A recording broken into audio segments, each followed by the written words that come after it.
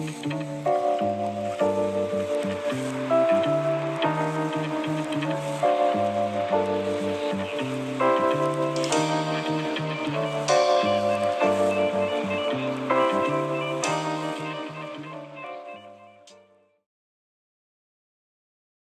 excited to be here for Massachusetts. Today, I'm just going to give the tradeswomen and folks on the call a little overview of Gilbane and what resources we have for new businesses and disadvantaged businesses, such as minority-owned and women-owned businesses. So this might be in the way. Our Rising Contractors program is our main program that is a business development program targeted at subcontractors to work with us at Gilbane. So a little bit of the statistics for Rising Contractors. It started in 2020. We have graduated about 6 cohorts. We're working on finalizing our programming for our 2025 cohort right now. And we've had over 300 contractors graduate.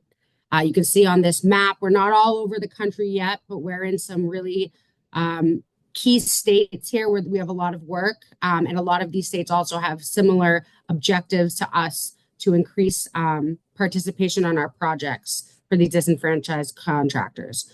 So out of the contractors that have enrolled in our pre-qualification system that have gone through the program, 36% have been awarded a project with Gilbane. And I understand that may not look like a huge number, but when it comes to working with a large construction management firm like us and working with smaller contractors, this is great. And we're only growing from here. A little bit of our award data. We have a total award of over $156 million. Again, that's going to keep growing this year as we keep accepting our applicants. So a little bit more about what the program looks like. And I just want to say, I'm going to get to that this program application is still open. So I'm going to encourage everyone to apply. If it's something that it seems like it's right for your business, or you know somebody that you work with in the industry that's looking to grow their business and make connections with larger construction management firms. So the Rising Contractors program, it's a mentorship-based program targeted towards diverse-owned small businesses. And we look to partner one-on-one through this program to help you understand how to work with us and for us to work with you. So our sessions are lined out here. We get into, what our economic inclusion overview is for Gilbane, what our mission is, how we want to grow and work with you. Session 2, developing financial strength. We talk about things such as cash flow, financial statements, liquidity ratios. Session 3, we dive deep into our pre-qualification process because getting pre-qualified with and working with so many large construction firms, it's really tricky. So we really take that one-on-one time to walk you through how to get pre-qualified and do it well and do it as soon as possible. So by the time you graduate from the program, you can start working on one of our job sites. The Compass office hours is just another kind of session to get more help with that pre-qualification process if it's needed. Our 4th session is our safety session. As Gilbane is a leader in safety in the nation, we really like to dive deep into that. So we'll talk about our best practices and expectations on our job sites. And you'll hear from people such as our director of safety and our local safety managers. Session 5, we're going to talk about how to successfully win work. How to successfully bid with Gilbane. We're going to talk about estimating and how to really know if a project is right for your business. Because as small businesses are growing, you might not know, is this really out of my reach? Is this something I can, find outside resources to help me with to, fill bonding capacity or such things like that. In session 6, we have setting yourself up for success. So this is going to be, when you're on a project, how can you set yourself up for success? We're going to talk about schedule of values and the construction schedule. Session 7, we have managing change in the field, which is basically how to manage change on a job, on a big project. We have, multi-million-dollar projects, and, being a contractor on site, there's going to be a lot of change and requirements, things to know and do. So we'll talk about what that will look like. Session 8, one of my favorites, is leveraging technology. We're going to talk about all of the technology we use at Gilbane and what other contractors have used with other construction management firms, give suggestions to one another, find out, what prices look right for your business, and things like that. Session 9 is going to be talking about competing with sustainability and innovation. Now, I think this may be one of the most important topics because as, where we live, things are changing, the world's getting older. We have to keep up with the environments that we're building in. So we're going to talk about sustainability and resiliency initiatives, and learn from, again, some of our experts here at Gilbane. And session 10, business development. We're going to work on our elevator pitches. We're going to work on how do you pitch to a client? How do you pitch to, working with a big construction management firm? We'll hear from business development managers from our local offices here in Rhode Island and Massachusetts. And then the program ends. And we have a graduation where, an hour hangout session basically. And each contractor that graduates from our program is paired up with a senior level Gilbane employee that will be working with you from the, when you graduate the program to the end of your relationship with Gilbane. It's a monthly check-in. It's coming to our office. We're looking at upcoming opportunities, job sites, really just that personal connection so you can keep up with what we're doing at Gilbane. Now, here's where I really want to encourage anybody on the call to check out our application. Here's a QR code that will take you directly to it. We're still accepting applications up until the end of the month, and I'm sure Sinead and Anita can send this information after, but I highly encourage you to apply or send it to some of your colleagues that are looking at, ways to grow their business. And to be a part of this program, you must be certified as a diverse-owned small business. So I'm not going to get too much into that, but what that looks like is, getting certified. It's really so that companies like Gilbane and government bodies can identify which businesses that haven't been represented in, our economy for a long time. So we're able to strategically target businesses such as women-owned businesses to make sure that you're represented on our projects. This also gives you, this opens up opportunities for resources. I know that here in Boston, there's an entire Department of Supplier Diversity from the city where there are so many initiatives being put out, local grants, classes, events for networking. And I'm positive that in Rhode Island, there's many similar resources as well. And to get certified, I think the easiest, if anyone here is familiar with it, get certified by the state that you do the most work in. So here I just wanted to, put up the equity and inclusion department for the state of Rhode Island so you can start your certification process. If you need any assistance on that, please reach out to me after this. I can help walk you through it. Here at Gilbane, we want to work with you. We want to make sure that you can have the assistance and support going through these lengthy applications and processes.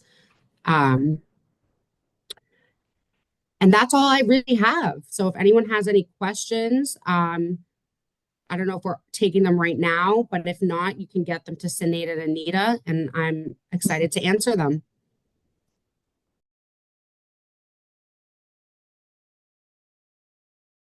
Hi, my name is Peter DeFazio, and thank you, Peter Assen from HUD. We're kind of sharing a spot here. So I represent the U.S. Department of Labor Office of Federal Contract Compliance Programs in Boston, and we do have jurisdiction over the Providence area as well. Good afternoon. I'm one of the assistant district directors of the Boston office. Today, I'm just going to go over a few slides very quickly, but to give you an overview of what we do at the Office of Federal Contract Compliance Programs, or OFCCP for short. So these are the topics we're going to cover in less than 10 minutes. You know, what is Executive Order 11246? What are Sections 503 and the Vietnam Era Veterans Readjustment Act? The federal construction jurisdiction, geographic locations, participation goals, and very quickly we'll talk about affirmative action obligations, the 16 affirmative action steps, our relationship with federal acquisition regulations, and then just briefly record-keeping requirements and compliance evaluations. Now, next slide, please. So this is the overview of OFCCP. Our mission, the main three laws that we enforce are the Executive Order 11246 as amended, and I'm going to talk about that in a moment. Section 503 of the Rehabilitation Act of 1973 as amended in the Vietnam Era Veterans Readjustment Assistance Act of 1974 as amended. Next slide, please. So Executive Order 11246 is what we're going to be talking about mostly at this presentation. What that applies to employers with federal contracts and subcontracts, as well as federally assisted construction contracts and subcontracts of more than $10,000. And it deals with non-discrimination and affirmative action on the basis of race, color, religion, sex, sexual orientation, gender identity, national origin, pay, transparency. But predominantly what we cover is affirmative action and non-discrimination on the basis of race, national origin, and sex. The types of federal construction contractors that we deal with are direct prime contractors, subcontractors, as well as direct as well as federally assisted contracts. I want to give you a quick example of maybe what you'll encounter with federally assisted contracts. A good example is, next slide, please. A direct federal construction contract, right, is kind of self-explanatory, but when you get into federally assisted construction contracts, sometimes it can be a little bit ambiguous. The actual contract award agency might be a state agency, might be a municipal government, it might be a federal grant, it might be a loan, but we can always help. Our office can always help navigate exactly whether or not it is federally assisted or not, but you do see it with a lot of road work, a lot of highways, bridges, and that sort of thing that are federally assisted. Now, when I use the term contractors and construction contracts, it does refer to any of these federal categories: direct construction contractors, subcontractors, various levels of federally assisted contractors, etc. So the geographic locations are key. I want to just quickly zoom right in on the participation goals for women and minorities because they are based on geography. There is a national participation goal for women, which is actually very low. Whenever I talk with women in trades organizations, it's the first thing that women will point out is that 6.9%. It's been that way since 1978 or 1979. I mean, when is that percentage going to go up? And I don't have an answer for that.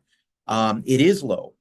It is very low. But despite that goal being low, sadly, when we review construction contracts, sometimes they're not even making that goal. But that's a national goal. Now, for minorities, it does depend on the geographic location.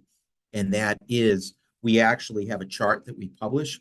It's also in our technical assistance guide, which after this call, it'll be among the materials that we share, the actual website and the link to having access to that chart with the different minority goals depending on the geographic area. Next slide, please.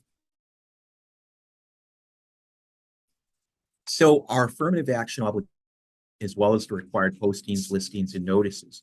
So the affirmative action obligations, now any construction site that you either manage or that you happen to be working at should have these postings. They should be visible in any construction site that you're at. The EEO is the law poster. The pay transparency, non-discrimination provision, notice to unions, job advertisement taglines, listing with employment service delivery system is included in every contract and subcontract. Notification of construction contract awards are part. So there's always, by the way, the equal employment opportunity clause is something that is posted. But next slide, please. But it's also very important to note that a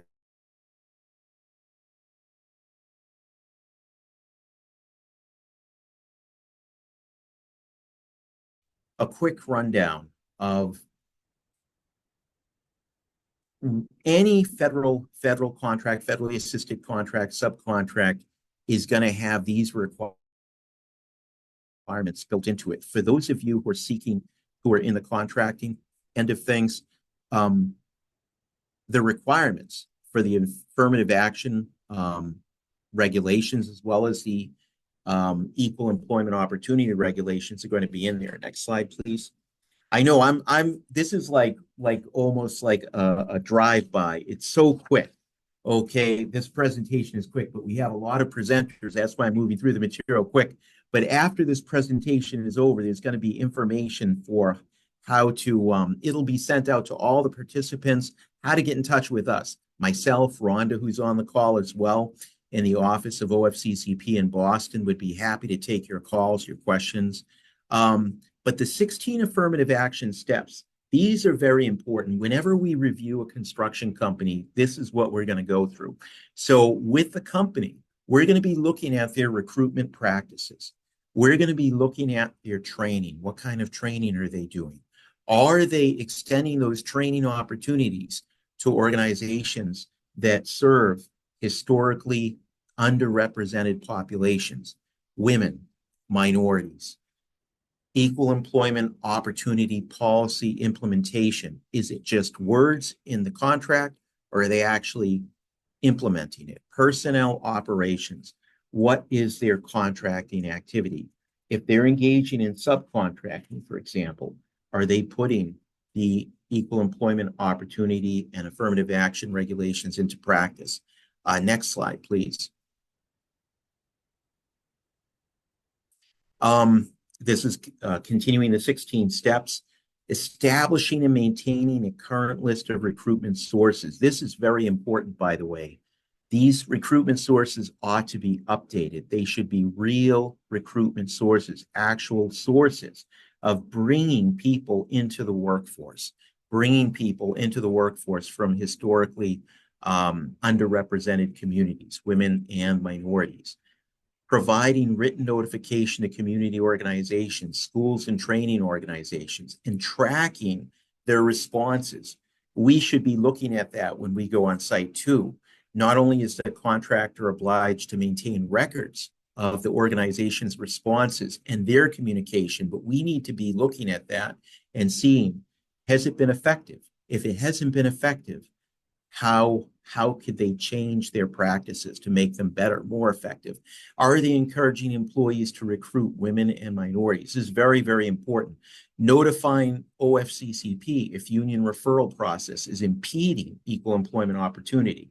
And by the way, we've been doing increasingly outreach directly from our office to the trade unions as well. I think that's important because to basically ensure that this kind of thing is not happening. We don't want to have this process impeded by unions. We want unions to be partners helping diversity to move along. Next slide, please. And this is continuing those 16 steps that we look at, providing on-the-job training programs. Very, very important. Something we look at. Are the contractors providing these on-the-job training opportunities? Are they developing other newer opportunities? Are they participating in other training programs? Very, very important for bringing people. A great, some of you have talked about in previous meetings, like building pathways located in Boston, located in Providence, located in Worcester, is a great example of this, right? There's great organizations out there that are helping young people get into the trades, people from historically underrepresented communities. So next slide, please. So hopefully looking at those 16 steps has been very helpful in understanding something that we do when we're working with the construction. And Rhode Island Women in Trades, look at that. How could I not have mentioned that? Equal employment opportunity policy implementation, right? So this is where, you know, we look at notice to unions and training programs by the construction contractors. You know, we're looking at their policy manual, collective bargaining agreement. Let's look at their company newspaper, their annual report. Is diversity being promoted and represented? Review of the policy with employees at least once a year. Now that's not just some pro forma thing. Are they taking equal employment opportunity seriously? Are they taking affirmative action and outreach seriously? Are they taking non-discrimination and anti-harassment seriously? Are they putting the required policies and practices on bulletin boards? Next slide, please. So we do, when we review construction companies, we also review, we evaluate personnel operations, and that includes evaluating promotion opportunities for women and minorities, ensuring and maintaining that the working environment is free of harassment, intimidation, and coercion. Are the contractors conforming to the uniform guidelines on employee selection for non-discrimination, for equal employment opportunity, monitoring personnel practices for unintended discriminatory effects, ensuring non-segregated facilities. Next slide, please. And the contracting activity itself. This is very important because a lot of the companies that we're looking at, they're awarding smaller contractors, right, contracts.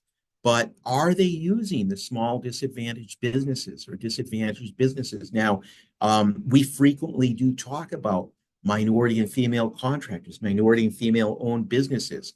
Well, this is an opportunity for larger contractors to actually put their, put what they profess into practice and actually working with some of these smaller and disadvantaged businesses, right?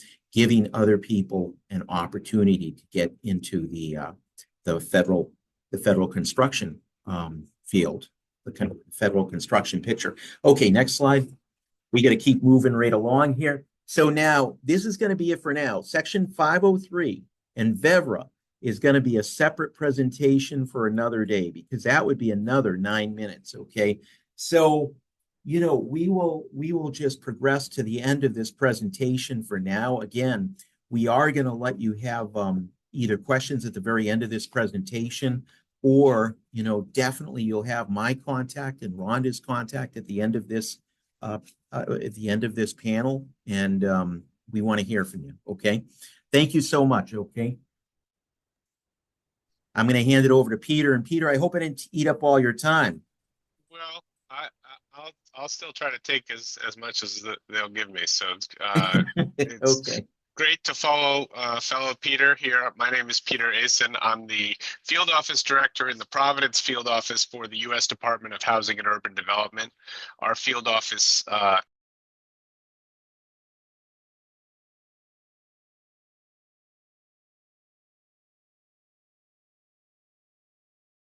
fellow Peter here. My name is Peter Asen. I'm the Field Office Director in the Providence Field Office for the U.S. Department of Housing and Urban Development. Our field office covers the entire state of Rhode Island, and we're happy to be partnering again with Rhode Island Women in the Trades and worked with them on a great event in March, and looking forward to this coming March as well. So I'm going to talk about, I probably could do multiple presentations too, but today I'm just going to talk about Section 3, which is a certain provision that's related to HUD funding, and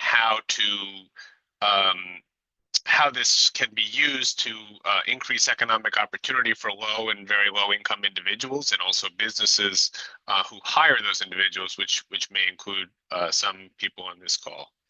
So Section 3 is a very short part of the Housing and Urban Development Act of 1968.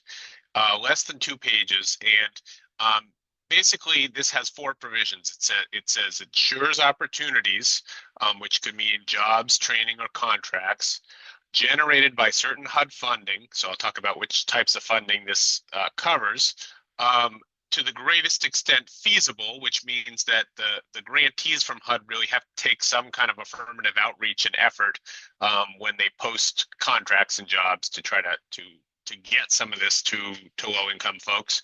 And then that it is directed to low or very low-income individuals, especially those who are recipients of government assistance for housing. So the overall idea, again, is the funding, certain HUD funding, that employment and contracts can go to benefit some of these folks. Section 3 is a preference. It's not an entitlement. So Section 3 workers and businesses have to demonstrate they have the ability or capacity to perform the specific job or complete a contract. Section 3 does defer to conflicting local, state, or federal rules. And Section 3 is not a local, like a locality requirement, but there are some local preferences built into it.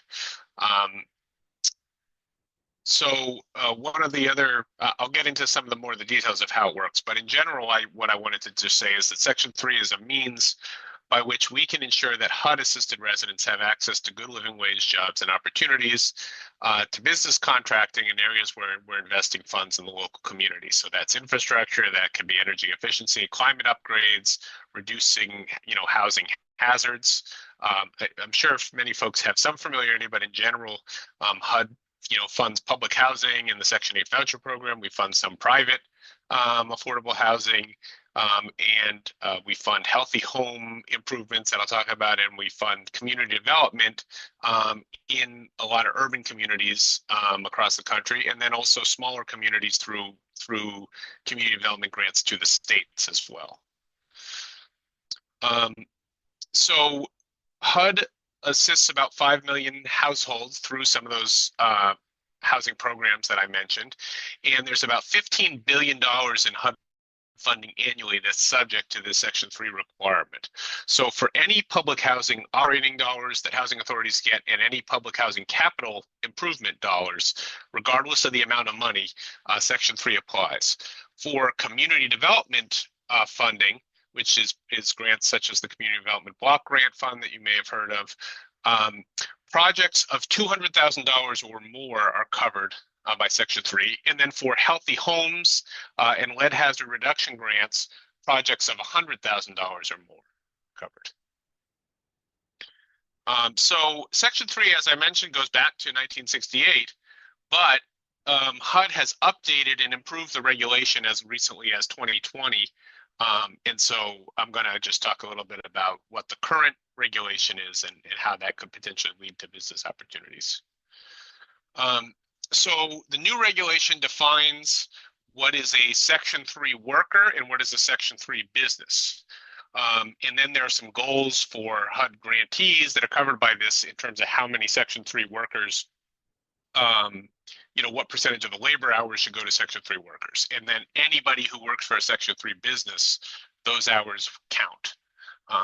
So a Section 3 worker is either someone that's low or very low income, or somebody that is in the federal youth build program, or someone that's employed by a Section 3 business, as I mentioned. Section 3 business, if the business is 51% owned or controlled by low or very low income people, or if 3/4 of their labor hours in the last 3 months are performed by low income workers, which can include people that were kind of low income when they were hired, even if they're being paid higher wages, as well as businesses that are owned or controlled by residents of public housing or Section 8 housing.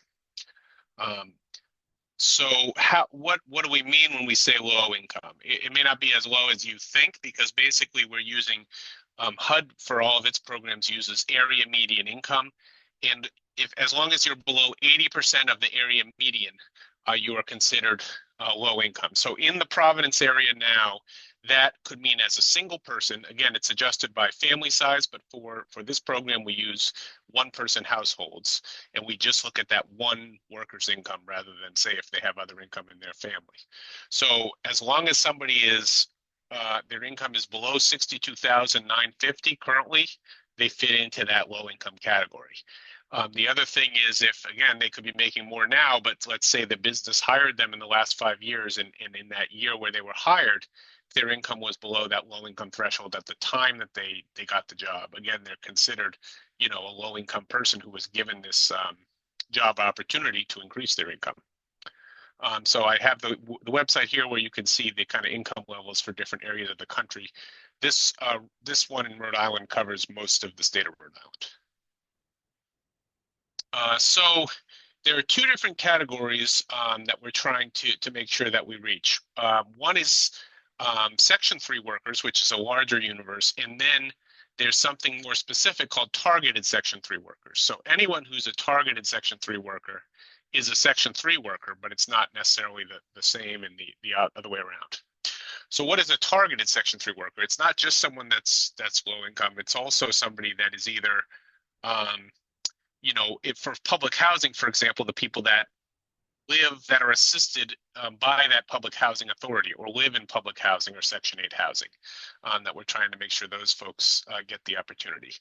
On the community development side, it's more people that live in the service area of a project. So say community development grant in Providence funds the building of a community center, rehab a community center, and a contractor has workers who live within 1 mile of that community center.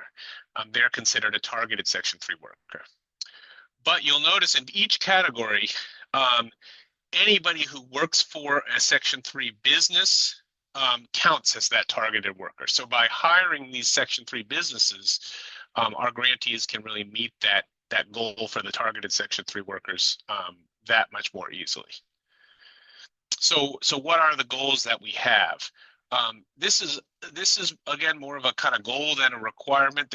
They are required to make their best effort. But if they meet this benchmark, the grantees basically, it's safe harbor. That means they've met the requirement of the regulation if they meet this benchmark. There's two different benchmarks. One is 25% of all the hours on a project have to be done by these Section 3 workers, and at least 5% by the targeted Section 3. If they don't meet that benchmark, then they really have to give us a qualitative report to show what efforts did they make.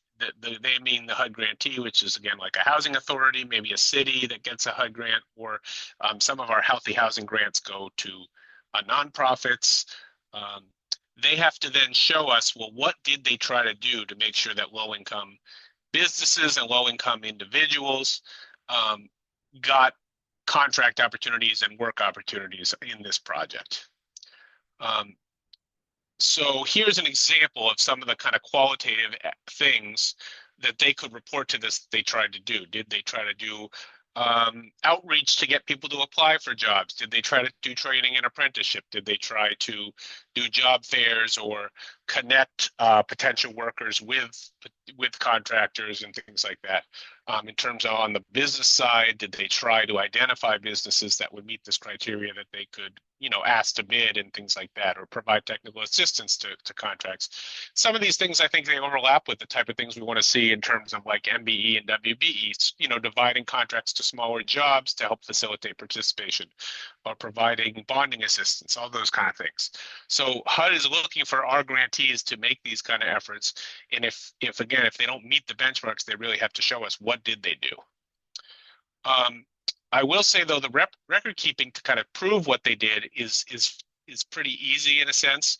They will have to be able to document in terms of reaching those hours, like that a certain number of these workers met the criteria. And that can be, though, even the worker self-certifying, for example, that they live in public housing, or that they had an income below the limit, or a certification from the housing authority that they are a tenant, things like that. So it doesn't get into having to do a lot of documentation and getting, detailed income information from the employees and that kind of stuff. So there is some record keeping, there is some paperwork, but it's, we try to make it reasonable as well.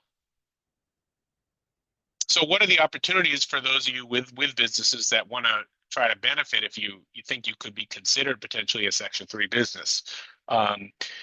We have 25 public housing authorities across the state, and they all get money from HUD for capital improvements on their businesses. And so, the publichousingri.us is how to find the contact information for each of those housing authorities, and contacting some of those agencies to find out where do they post their bids, or can they put you on a list for bids that they have, what kind of work, what kind of contractors might they be looking for. I think a lot of those agencies would really appreciate that type of outreach. Specifically as well, the Healthy Homes grantees I listed here: Rhode Island Housing, the City of Providence, the City of Woonsocket, and the Green and Healthy Homes Initiative, which is a nonprofit. They're doing a lot of kind of smaller scale, like lead and healthy home renovation in individual properties. And I know that a lot of them are seeking more companies willing to bid on that work. And lead obviously is a big one in the state right now. And then I listed here the 6 cities that get the community development grants: Providence, Cranston, Warwick, Pawtucket, Woonsocket, East Providence, and the state of Rhode Island Department of Housing gets one of those grants as well. And they all kind of sub-grant that out for different projects, but I think the best place to go is directly to those city agencies to see if any of their grantees are looking for contractors as well. So here is my contact information. Again, I'll make sure we send it out to everyone. The easiest thing to remember is just hud.gov/Rhode Island, and you'll find our information there. And if we don't have time to answer questions later today, I'm happy to talk with anybody at any time about this further. Thank you.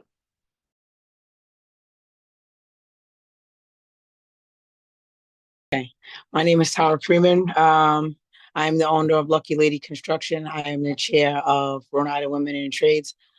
I was a tradeswoman for 8 years. I stepped away due to the fact that, I wanted to own my own company and do my own thing. Everything that I'm hearing right now is very informative, and I do need, because I haven't gotten to fulfill all the things that I need to make my company greater. So it's really on me. So with sitting with all of you, I will be better after this conversation.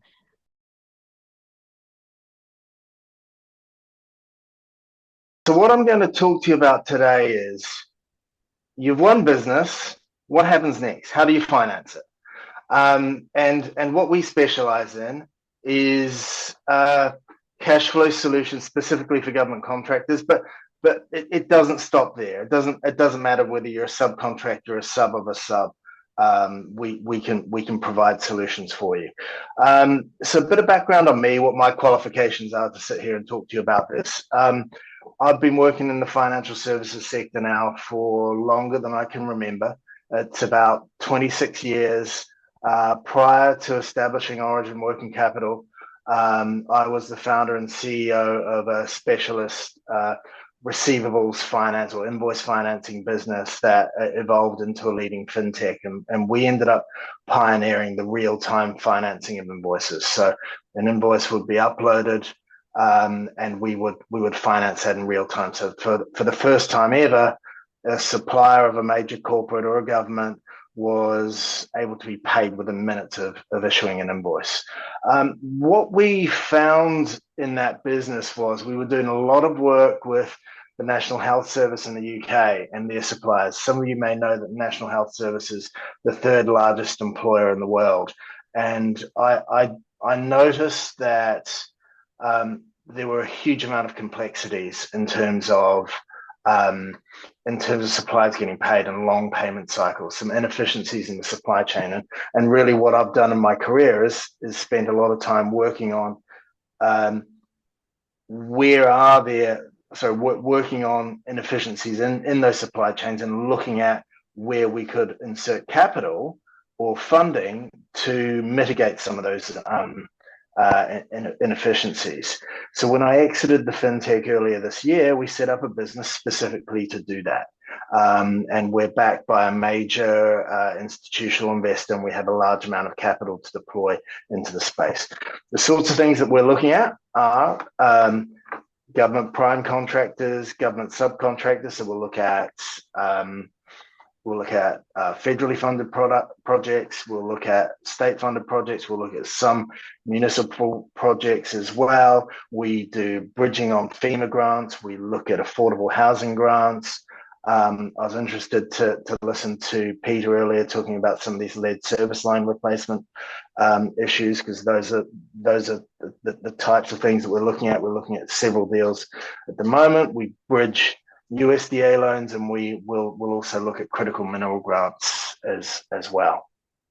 So in terms of really boiling down what we do, we have a specialization in financing government contractors and government subcontractors.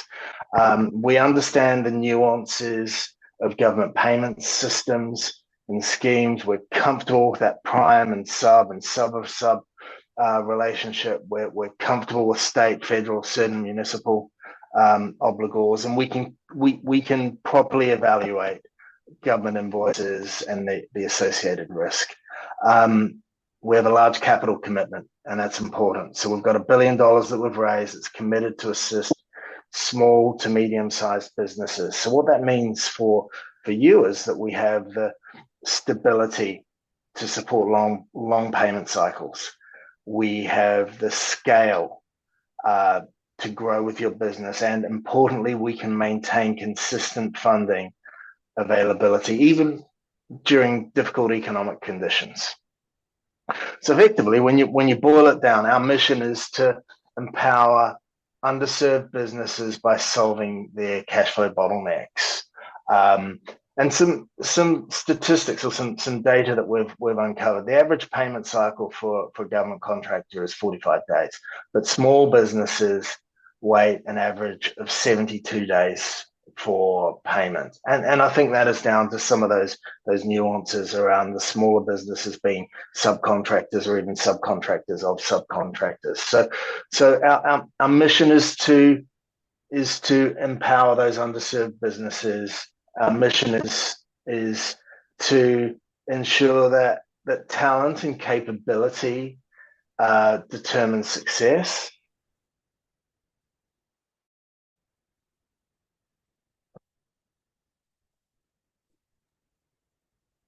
Mark, I think you went on mute.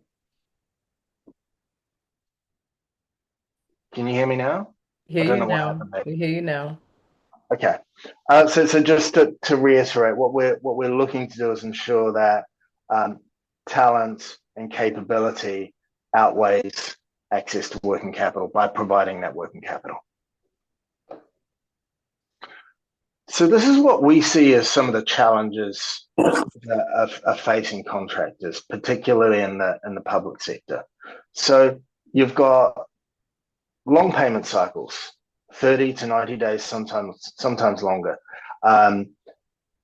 Invoice review and payment processes take a long time. You've got budget cycles and fiscal year transitions. USDA is a good example.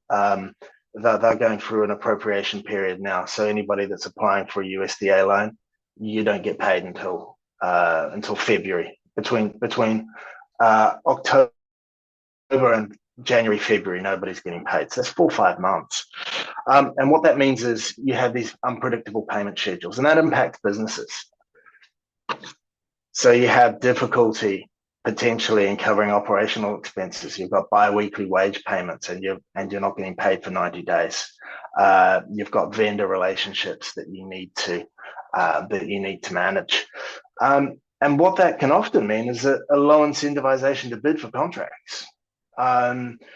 We did a webinar last week, and there were 2 companies on there that were just very close to winning government contracts. One was for over $5 million, and they were scared. They weren't excited. They were scared, and they were scared that they weren't going to be able to make payroll if they won those. And that is a theme that we see when we're talking to small businesses, is that they have low incentivization for certain contracts.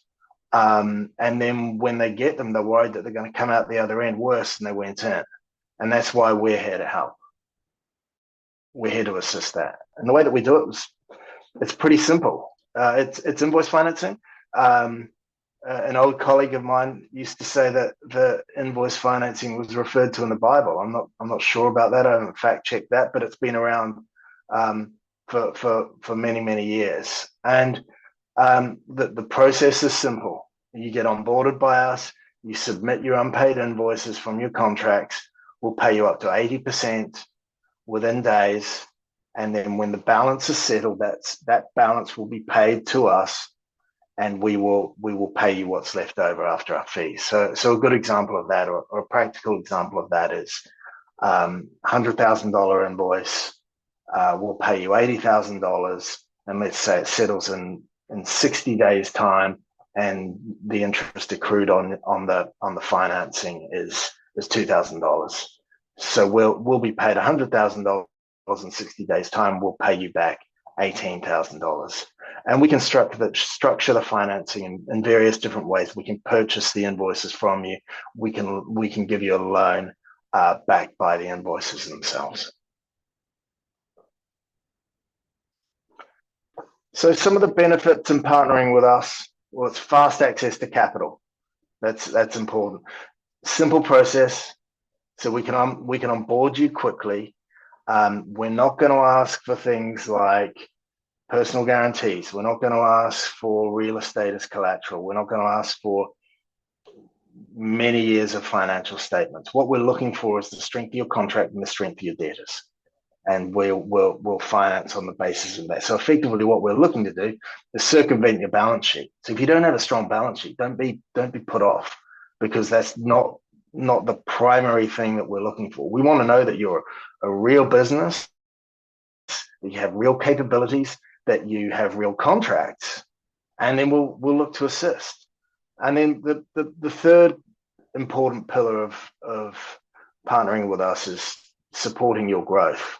What we love is to be able to finance companies, and it enables them to grow. It unlocks capital for them to bid on other contracts and grow through that. Now, we've got two approaches to partnering. We'll do a top-down approach, and what I mean by that is we'll look at a whole project. So we love talking to government agencies and departments, to governance authorities for major projects, to delivery partners, prime contractors, and we'll look at a project as a whole. We'll do an initial project assessment where we look at the total project value, that we identify the subcontractors, we analyze the payment schedules, we map cash flow requirements, and then we look to provide a structured and comprehensive funding solution across the entire project. And what that means for contractors, for suppliers, of course, is access to capital, the benefits that I've explained. But actually on a project-wide basis, you get better subcontractor performance, you get lower project risk, you get better supplier relationships. So, we're very keen, as I say, to engage at a project level. But equally, we'll take a bottom-up approach as well, and we will work very closely with individual contractors on their individual projects and their individual contractors. That is not an issue for us. So getting started with Origin, well, let's talk. That's the first thing. We want to understand your needs, we want to understand your business, we want to understand your requirements, and then it's fairly simple from that point onwards. So simple onboarding, uploading of documentation. We'll do automated verification checks and compliance in real time. We will need to do some manual underwriting, but we'll approve and confirm eligibility with tailored terms relatively quickly. What we're also able to do is to pre-vet you as you're bidding or before you're bidding for contracts. So you can go into a bidding process with confidence that you have the financing available, that you're not going to enter into a contract, into a process, and effectively have those unknowns of how you're going to meet payroll, how you're going to manage those vendor relationships. So to summarize, we're here to be of assistance. I'm sure our details will be provided at the end of this this webinar, and we look forward to engaging.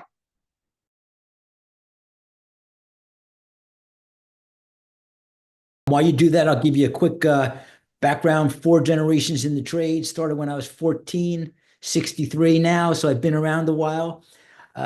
My company is called, well, my construction company is called Drux Incorporated. We have painted Giant Stadium, the American Dream Mall, millions of square feet of warehouse. So I understand the problems, the concerns that construction companies have. And to that, next to cash flow, the biggest challenge we have is finding and recruiting people. And so I created an app. This is my 4th software company that addresses that. And it makes the complicated simple. The old way is everybody runs an ad. As you can see, this is a typical ad that people run, and it'll take you 30 minutes to read through it. And I have no idea what the details are, and most people don't even care. So you post an ad like that and you get responses. And these are the responses we get. Hello, I'm available. That's the extent of it. Something in Spanish, which I don't understand because I don't speak it. A quick little 1-sentence response, or they send a resume. And as somebody who has read hundreds and thousands of resumes, I will tell you this: the responses to an ad are 90% not worthy. I look for certain things in a resume, but what I know about construction workers is we don't really know what to put in a resume. And a resume doesn't represent who I am as a skilled craftsperson. All it is something black and white on a piece of paper. So we learned a lot from dating apps, and we found out that next to social media, the #1 app is dating apps. So we approach this with the same approach.